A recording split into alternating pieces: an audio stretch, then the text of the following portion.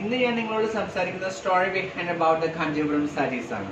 ഈ കാഞ്ചീപുരം സാരീസ് നൂറ്റാണ്ടുകൾക്ക് പഴക്കമുള്ള ഒരു സംഭവമാണ്. അതായത് ശിവഭക്തനായിരുന്ന മാർക്കണ്ഡേയ സന്യാസിയുടെ ആവശ്യപ്രകാരം അവരുടെ പിന്തലമുറക്കാരായ ദേവാംഗ കമ്മ്യൂണിറ്റിയാണ് ഈ കാഞ്ചീപുരം സാരീസ് വീവ് ചെയ്തുകൊണ്ടിരുന്നത്.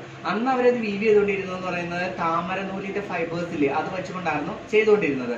പിന്നീട് ഈ 400 വർഷങ്ങൾക്ക് മുമ്പ് വിജയനഗര സാമ്രാജ്യത്തിന്റെ ആധിപത്യത്തോടു കൂടി അവിടെ നിന്ന് മൈഗ്രേറ്റ് ചെയ്ത കുറച്ച് വീവേഴ്സ് മൾബറി സിൽക്കും അതുപോലെ തന്നെ ഹെവി ഗോൾഡൻ ജെറി ഒക്കെ വെച്ചിട്ട്, അതായത് ക്ഷേത്രകലയുടെ ഒരു അധിനിവേശ പ്രകാരം ഒരു ആ ക്ഷേത്രകലയോട് അനുബന്ധിച്ച മോട്ടീവ്സ് ഒക്കെയായിരുന്നു ഈ കാഞ്ചീപുരത്തിൽ ഉപയോഗിച്ചുകൊണ്ടിരുന്നത്. ഇന്ന് നമ്മൾ പരിചയപ്പെടാൻ പോകുന്നത് 2 കാഞ്ചീപുരം സാരീസ് ആണ്.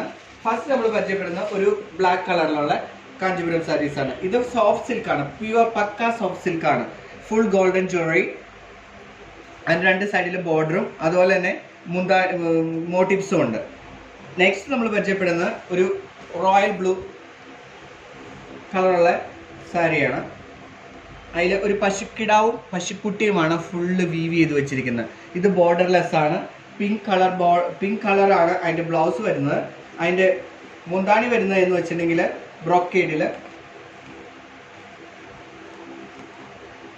ബ്രൊക്കേഡിലാണ് മുന്താണി വരുന്നത്.